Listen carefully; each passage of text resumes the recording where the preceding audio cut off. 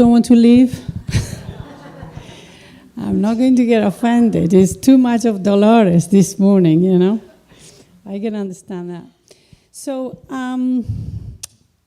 I got a text message this morning saying, could you step in? And for Lou, and the thing I want to do first is to have just one silent minute for Lou and his wife, and hope that everything is okay.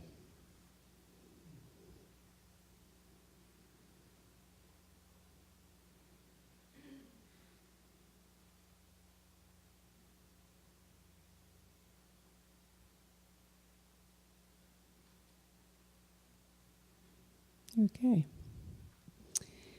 So, as you can imagine, I don't bring anything written down. So I thought, what shall I do? My response was yes, yes, yes. I'm very flexible, and I can improvise very well.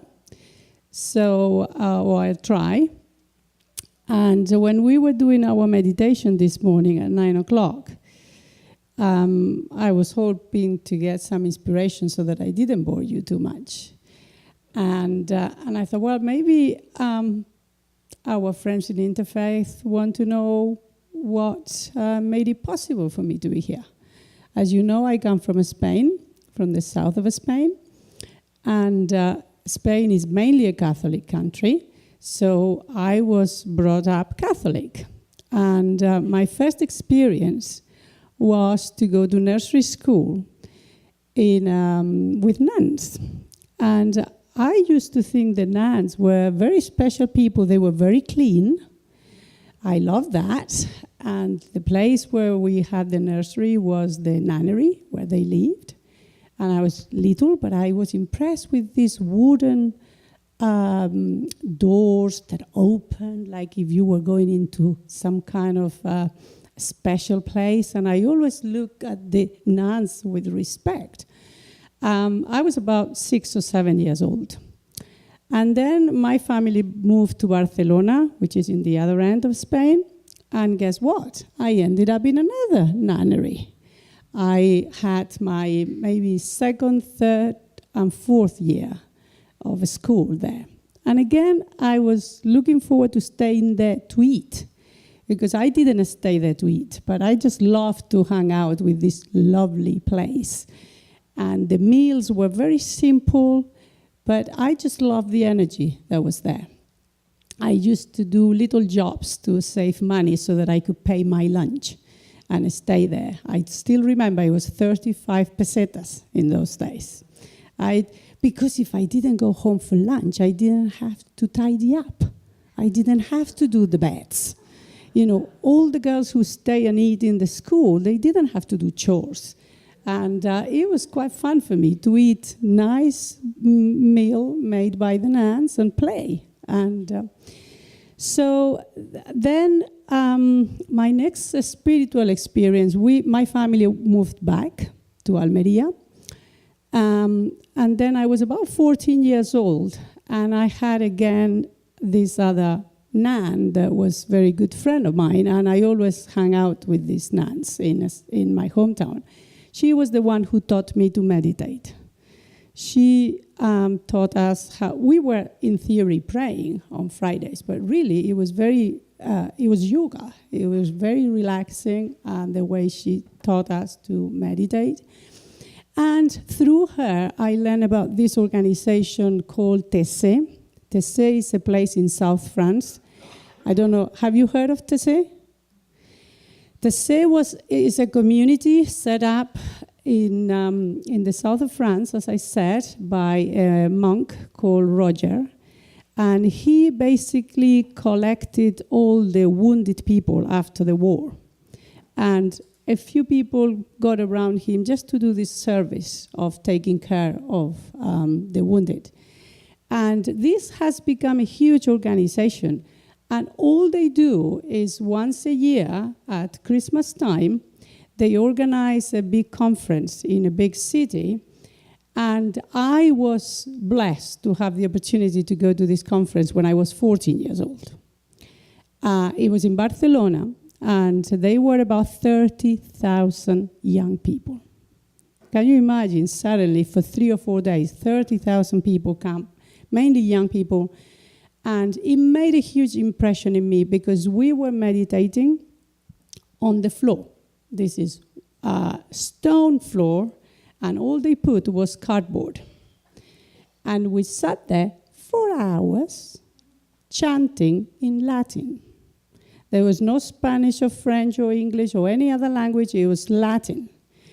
And as we came out of this place called Atarazanas in Barcelona, where they used to build boats, all of this sea of young people were walking, and the songs will start to come up in Latin, and then like a wave, the whole Ramblas in Barcelona, we were all singing this.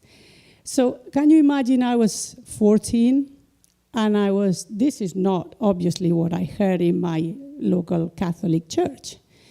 It was a shock for me to see young people sitting there in the cold winter on the stones, just be united in a spirit with these Latin songs. So we stopped singing Latin and we started singing Sevillanas, So someone with the guitar, a Spanish guitar, we will start playing Sevillanas, and we swap quickly from one thing to another. So it was very, very jolly. That's what I want to say. And we were staying in private houses with very good food. So that's when I was 14. And then, ever since I was little, I had one question that I always ask the nuns. I don't get this Trinity business. Can you explain to me what it means, the Trinity? And the Trinity. And as I told you, I started when I was 7. Then I went to Barcelona, more nuns. And then I got back to my hometown, more nuns. And my question was always the same. Can someone explain to me the Trinity? And you know what the answer was all the time? It's a mystery. That was the answer. It's a mystery, in a good Catholic way. And I said, well, I don't like mysteries. I want to know. And, when you want something, you find it. You look for it, and you find it. So in my life, I was really, really very lucky to come across people who guide me. Said, read this book, go to this place, do this thing. So when I was about 27 years old, I met 2 very extraordinary women. Surprise, surprise, they are called Martha and Mary. Isn't it a coincidence? So Martha lived in Jerez, the sherry wine. That's where Jerez is. And the other one lives in Barcelona, right in the other end of Spain. And I was amazed at their wisdom. And I said, tell me where I start. Where can I learn what you know? And then they pointed me on the direction of the ageless wisdom teachings. And this is how, when I was 27, I heard for the first time the Christ is coming. And I said, what? I didn't know that. In all my long experience with nuns, nobody warned me that there was a second coming. And I thought, I missed that detail. But I tell you what, when Marta showed me a book that was translated into Spanish in Mexico, and it was The Christ is Coming, my heart replied. Not my mouth or my mind. I just said, it was high time. That was my answer. So when a British artist came to Spain to give a talk, 5 talks, he was given a tour in Barcelona, Valencia, Jerez, Bilbao, and Madrid. I was living in Madrid at the time, and I jumped in and volunteered to help. And that's how I met Benjamin Creme. And Benjamin Creme is the author of this painting that you got here. I'm pretty sure you've been looking at it, and I would like some what do you think this is? Can you give me just one word or two words when you look at this painting? Well, it's a lithograph of the big painting. And this lithograph has been with me now for 25 years. It was in our living room in London and now lives in my office, right, a meter away from me. So I don't part very far from it. Can you, when you look at this, is there any word that comes to you? Sun? Light? Light. What's that? Protoplasm. Uh-huh.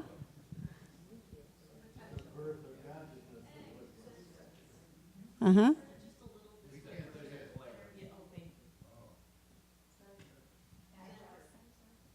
Center? Uh-huh. Uh-huh.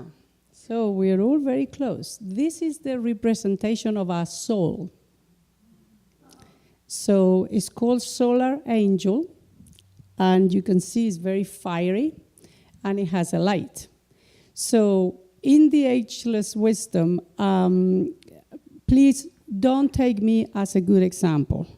I am an aspirant. I'm studying this all the time. I hardly know anything. So please don't judge the information from the messenger. I am pretty hopeless. I'm just a baby learning, right?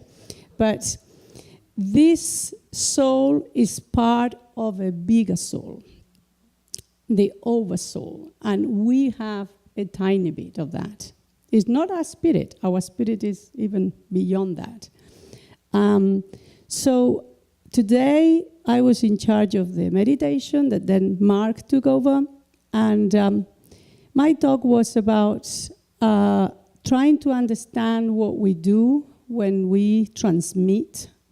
So when we do any type of meditation, even if it's personal or any type of meditation, we are in contact with this soul.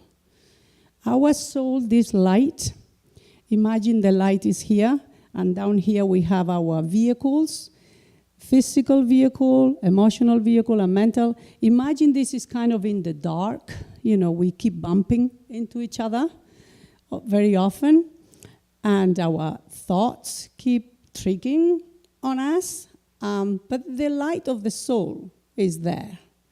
So little by little, after a lot of reincarnations, this light starts getting closer to this dark vehicle that we have here. And then after many, many examples where we trip and we make mistakes and we start saying, oh, maybe there is another way, maybe there is a sixth sense that I can use here because my five senses are not enough. Then this light starts saying, oh, someone is responding here. So it starts putting a little bit more of shine through. And we start noticing, oh, there is a light here coming. So anyway, to cut the story short, it takes a lot of lives until this light is inside here. So that means we become integrated, basically in our personality, in our feelings, in our thoughts. We are expressing a soul. That's where we all are. That's what we want to do. But it takes a long time. Some of these masters that we talk about, they've already done that. That's why they are on the third initiation. So these masters, so this is another picture. Imagine all of these triangles. The masters are beyond the planet. And these triangles are us, that we are aware of the solar angel inside us. And there are people who may not be aware of the solar angel, but there are people of goodwill. And we know the millions of people of goodwill all over the world. So this is triangles formed by everybody that is someone who has goodwill. So imagine this planet The planet is like surrounded by, if you can visualize, like a net of light formed by all the people of goodwill. They are very shiny triangles. So this is where the masters can work through us. Imagine we have this microphone is working because it's connected to the electricity. If we switch off that light, we will be in the dark. So for us to be connected this way, this is the way, or to do the great invocation, we are switching on that. And then the masters can do their work. So an example I like to put, we all love Interfaith. We love Interfaith, and we come here on Sunday, and we expect the microphone to work. We expect the coffee to be ready. We expect all the bills to be paid, otherwise we couldn't be here. We expect the children to be taken care of, the room be tidy. There is energy being used to do all of these things. There are people out there doing this for us to come on Sunday and enjoy this. Well, in our planet, there is much more work to do. We come out in the morning and we expect the roads to be clear. We expect not to have any bomb alert. We expect the planes to be leaving on time. I expect my husband to be back on the 14th. I hope everything works. So we expect the schools to be working, everything. We expect our leaders in the world not to be signing any fishy agreements so that they create more mess in the world. So all of these things need to be taken care of. For that, we need cosmic energy. The energy from our little souls, even though they are quite important, is not enough. We need cosmic energy. And we can only do that in a group. We can only do that at least in a group of 3, so that we set up a triangle. That's why 27 years ago, I was blessed to meet Benjamin Krem, and I learned about transmission. And that's why we do transmission here. I want to invite you to join us. There are transmission groups all over the world, but here in Ann Arbor, we've been having a group going on now for over a year. Transmission is a type of meditation which is very scientifically prepared. It's actually preparing us for a scientific life, because we are being part of the change that we want to see. We are lending our bodies to be transformers. This energy, this cosmic energy, and the energy from the earth itself, from the planet, if it was going to come directly, it will be a disaster. But our planet is on the 4th reincarnation of the planet. That means that it's starting to become more spiritual. And everybody in the planet is becoming more spiritual. But this is a joint venture. This is not, transmission is a gift from the masters, because as you lend your body for the energies to go through your chakras, you are actually benefiting tremendously of those energies. They are healing energies. Our mind gets clear. And as Benjamin said, Benjamin had a huge sense of humor. He was really brilliant. And when he talked about meditation, he said, this is a service for lazy people. You don't have to do anything. All you have to do is show up, put your attention on the Asana Center, and do the great invocation. Because the great invocation is the switch. When we do the great invocation, we are telling the masters, we are here. We are ready for work. So it's very simple, it's very safe, it's a very practical service that we are doing. And I warmly invite you to join us. And I don't know if I've gone over the time. Yeah, because I've got lots of stories to tell you. We have a if you're interested in